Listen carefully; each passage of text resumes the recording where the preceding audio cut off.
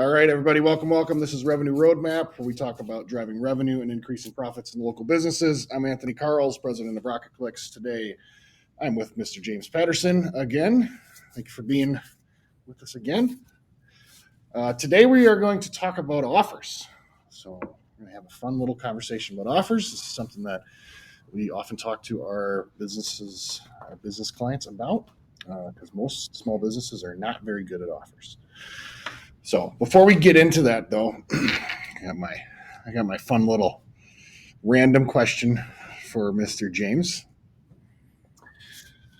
So James, what is a common misconception about people that do marketing? Yeah, I would say common misconception about marketers that I think is, I think there's a lot of stereotypes out there that marketers are these kind of loony, super creative, very extroverted type people. And as you know, Tony, running an agency, it's very, very much not the case often. There's so much data that can be utilized in marketing to refine strategy and hit goals. And so I think that's probably one of the biggest things is we have tons of data nerds, in our marketing team. You would think maybe they had a career in web dev as well, but no, just true marketers who love diving into the data, discovering, new things and new insights that we can use to improve campaigns. So I would say that's the biggest misconception for sure. I think marketing gets a bad rep that we're, just all a bunch of creative designers. Yes, playing ping pong all day. Yeah, not the case. Sometimes. Yeah. I don't think we want to talk about our last ping pong game, James. Yes. We saved you. It's true. I queued you up for that one. Confidence. Although I'm going to shoot it down now because I said this right before we started, but it does look like you're shooting in a bathtub today because the curtain behind you is white. You got there's a line on the wall. It's probably just the corner, but it's funny. You're a little. You usually got a great setup. You just changed it up for me here, and I got to give you some crap. Yeah, can confirm not a shower curtain. This is a blind here behind me. But you might have inspired our next podcast episode. Maybe I'll do it from there just to. Okay. Nice. Perfect. Got it. Okay, so we're going to be talking about offers today. So when we say offers, let's just start with what is an offer? What makes up an offer? What's a formula, or just describe it for us. Yeah, so an offer, I guess in layman's term, is just something that you communicate as a way to incentivize the person that sees the messaging to interact with you in some meaningful way. So what makes up an offer is generally a hook. So this is basically what you're using to grab attention. As marketers, right, that's one of the biggest things that we're always trying to do is really we're just trying to get attention. Good marketers grab attention. That's kind of the bottom line there. So doing something to try and get somebody to say, oh, when they see an ad in their Facebook feed, or maybe they're watching, on-demand content and they see your CTV ad, something that gets them to stop and actually look at you as the business that's running this message. Format. Then I kind of teased into that in terms of how is the offer being, essentially put out there. So is it text? Is it something that's on a print ad? Is it something that's on a search ad? Is it something like that? Is it an image? Is it something that we can run on display or Facebook, things like that? Or is it a video? Is it something that obviously can go on CTV or social platforms? And then even potentially white paper, so something that maybe that you would even, potentially hand out and stuff like that if you have people kind of on the ground doing marketing for you as well. And then distribute. Oh, go ahead, Tony. I'm sorry, cut you off. Yeah, so just kind of keep talking through, the elements here. So distribution then is where is it going? So what channels are you going to utilize? Again, social search, things like that. And then desired action, of course, is the most important thing, right? So now you got their attention, you're using the right tactics, you're on the specific channels, but what do you want them to actually do? So then that's all going to be formulated into one cohesive strategy to essentially, again, get somebody to get interest in what you're saying so that they ultimately interact with you in some meaningful way. Nice. So can you give me some examples of what offers are for a family law firm, for example? Yeah, for sure. So for a family law firm, one of the most basic, offers that we could call an entry-level type offer, generally this is going to be at the upper funnel. So people that are in the research phase, So it's either folks that are searching for information-based searches, maybe on a search campaign, or maybe you're actively prospecting people that make up different interests or behaviors or psychographics that you kind of suspect might be in that research phase. Would be a free resource on your website. So the top 10 things you need to know before you talk to a divorce attorney, right? And that could come from you, right? You're the divorce attorney. And you can message it in such a way that where it's like, oh man, if I'm considering talking to an attorney, I definitely want to know this because I don't want to go in there and consumers, they want to make sure they're getting a good deal. They want to make sure that they're obviously going to be represented well, this kind of stuff. So it's a good way to get them in. So something as simple as that. So it could be kind of gated content on your website. They have to fill out, a form or something like that to get access to it. They have to interact with you some way. Usually there's some type of trade-off, right? So like you're going to have free, a free offer, potentially something like that, but we got to get something back from it, right? So like the desired action for the business then is they get that contact information from the user who's interested. They got a great start, right, as a lead, because now you know that they're actively in the research phase. So from there, you can deploy other marketing strategies and ultimately, hit them with emails. If you get their phone number, maybe you're having an intake team or a business development team reach out to them. So there's so much stuff that you can do with that, which started as just a very simple free offer to try and help somebody who's going through the research phase. Yeah. So what are some other ones? Because I know when we talk about, if we could go through like what we call scaled offers. So yes, we could talk through some of those, because if you have a good scaled offer strategy where you start with something that's free, just like you talked about, and you get to your premier product, yep, through the process of making offers, you have a significantly higher chance of A, generating lots of leads, and B, actually closing the leads that you're generating, because you're not going from I've never done business with you to give me all of your money, which is what a lot of businesses do, because they're like, hey, just build me a website, get me leads, and I'm going to sell them a house.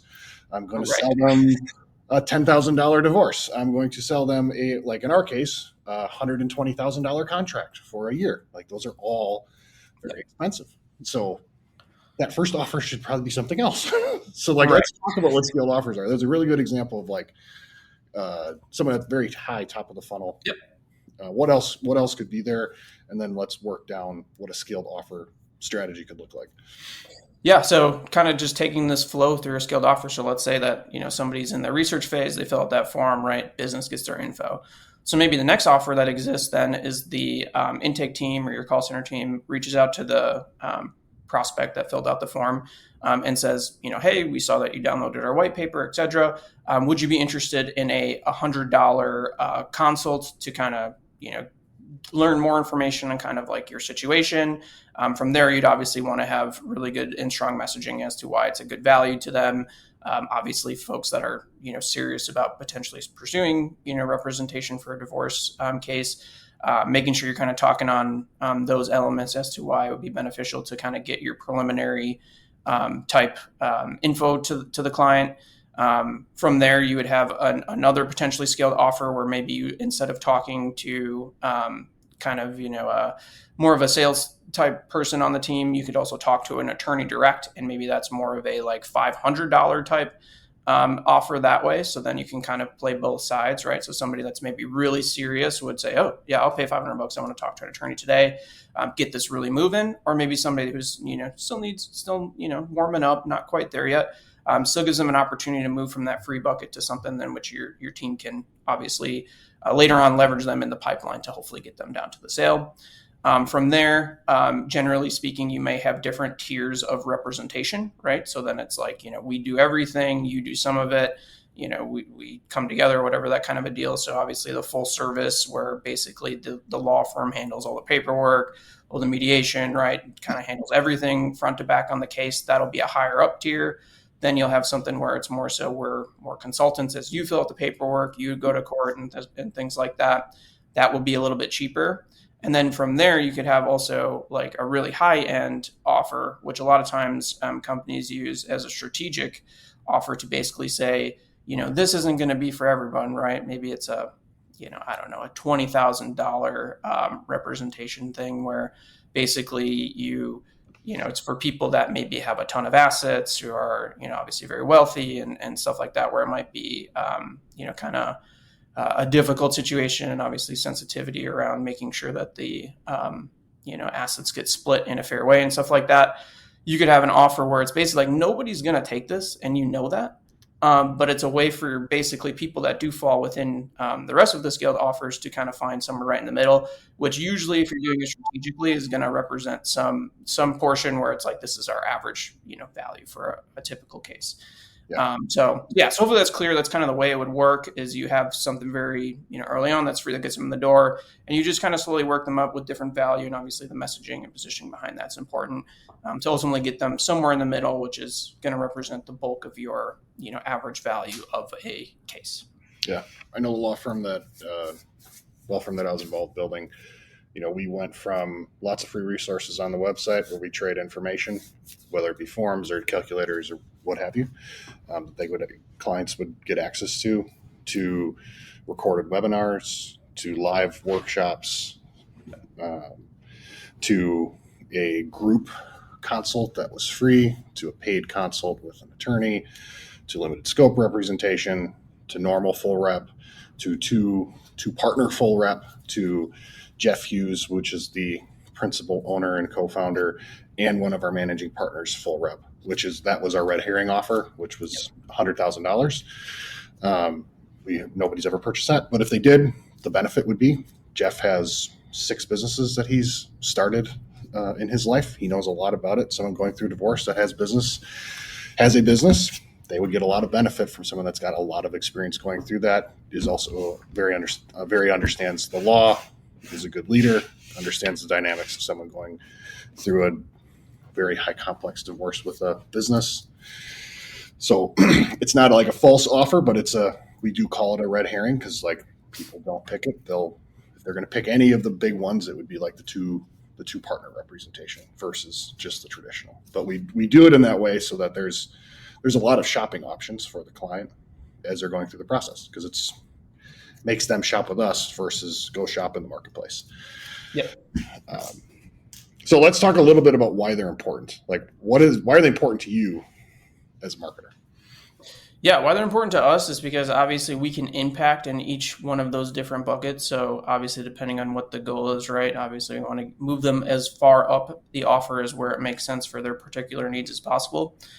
So you can use our different channels and tactics to basically tap into these different stages to get those offers in front of them, right? So if somebody's maybe kind of earlier on, again, maybe they came in through the free resource, maybe they've done the $100 eval, and then we have this big list in our CRM of folks that have completed this eval and this free resource, but are not quite moving forward in their case, right? We could use that offer as part of our ads to really get in front of them and make sure that they know like what's all out there and why there's so much value to this.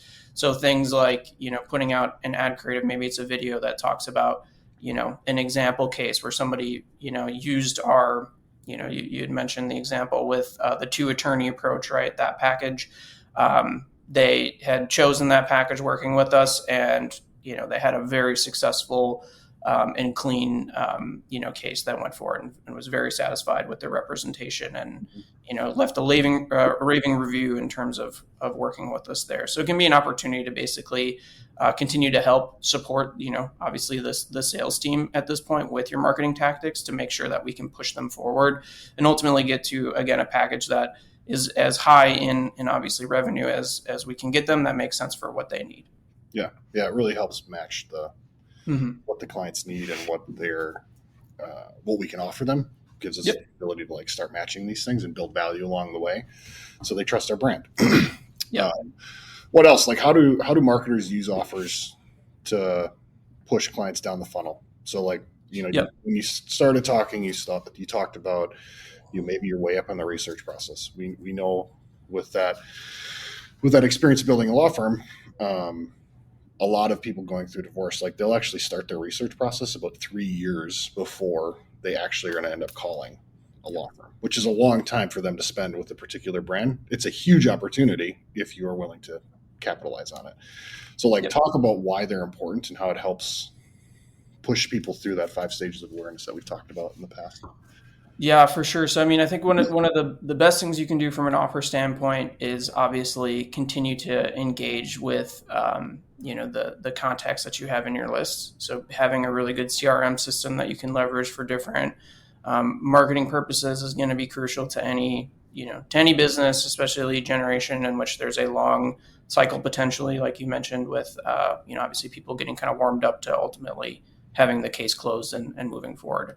So, one of the things that you could do is, if your marketing team's doing a good job of creating, valuable content, on the website and stuff like that, you could leverage that to obviously re-engage users in your funnel to get them to continue to learn more.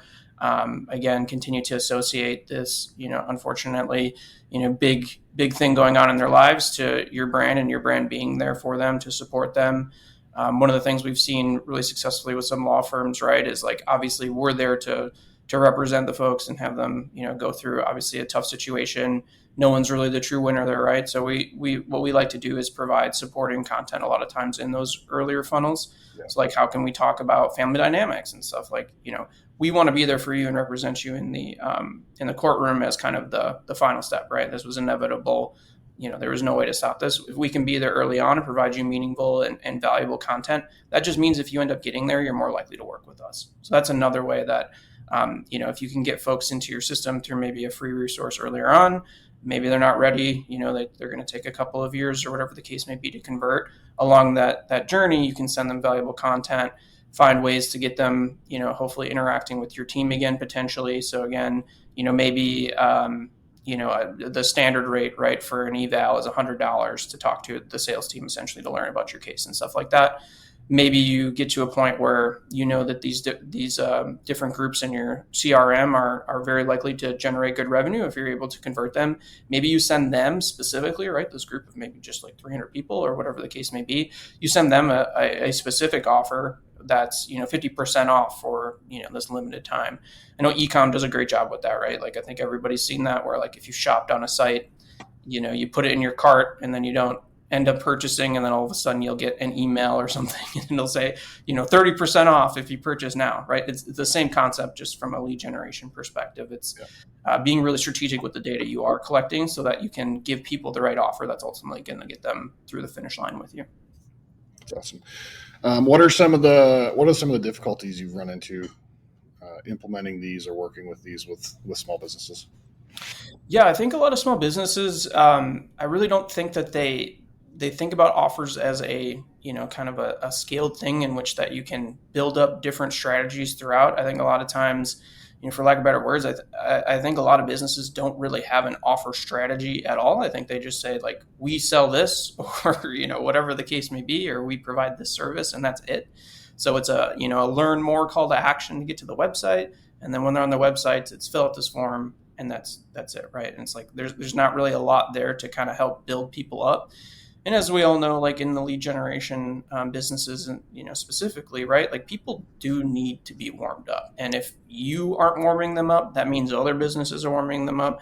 Maybe it's third-party blogs and stuff like that, but it's very likely your competitors. And so then who are they going to work with? Like, now you're kind of like, hoping that you strike gold, and hopefully they see you at the right time and end up, either price shopping or whatever the case may be, and interact with you. And then you're able to close them. But if you're not being, strategic and intentional in trying to provide good content and good offers that get people warmed up to potentially working with you, you're missing out on a lot. So I think that's the biggest thing, is that either there's really not an offer strategy at all, or they basically go from, here's our cool business, click through this ad to get to our website and then talk to us. And that's, they have one base package that they sell to everybody. It's not very flexible, stuff like that. And I think the businesses that really excel at this, like we talked about, have a very strategic and scaled approach to this so that they can impact people all the way across the funnel. Yeah. And from a cost perspective and profitability perspective, the further down the funnel you go, the more people, the more competitors there are, because it's easier, right? You're gonna bid on a term like divorce lawyers. You're gonna get clicks that are people that are interested in buying. Every law firm's there. And if you don't have, and like every law firm is also going to do a free consult. Most do. Ones that have scaled offers can offer a consult like we do we do $350 for our consults. We're like one of the only people that do that. And it's because we have a very strategic scaled offer plan.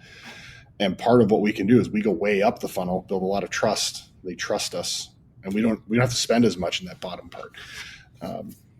So like the higher up the funnel you can go to get interaction and build value and trust in an offer strategy, the less reliant you'll be on that super expensive $50 per click, Google ads budget. Yep. That's just, if it doesn't work, and like part of making it work is like, you got to answer the phones. The people got to be pleasant. They got to be decent at sales. Like you got to have a really solid sales machine to make that work. It works really well if you have that. If it doesn't, paid search doesn't work, which is right. the thing we'll hear from people.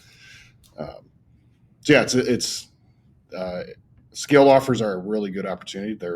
You got to think a little differently, but it opens up lots of opportunity that's really cost effective as well. Yep.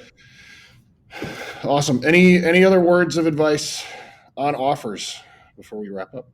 Yeah, I would say biggest piece of advice is sit down with your marketing ops and sales teams today and decide, hey, do we have enough offers in which we can, get this out and impact people at different stages of awareness? Are we being intentional in that way, or are we not today? You'd be surprised how simple it would be to build a very basic free offer, right? Just to get people in the door.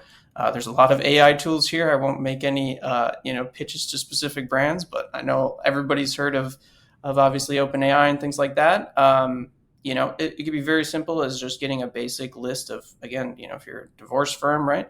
Top 10 things to know before a divorce. Do not use that exactly as you get it, but you can build off of that, refine it, tie it back to your business and what you guys offer.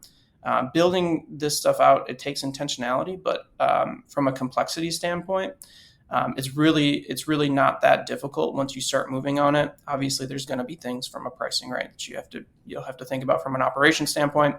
But that would be my biggest piece of advice: is if you're not thinking about it today, start thinking about it. See what's really easy, the low-hanging fruit. What's some basic stuff that everybody who buys your service is going to want to know, and see what you can do to get some ads around that, or just some really strong performing content on your site about that, so you can ultimately use that as an offer and then get their contact information and obviously have a much better chance of converting that customer later on. Awesome. Well, thank you, James. Appreciate it. Yeah, we look forward to seeing you next time in the bathtub. Yes. Thanks, Tony.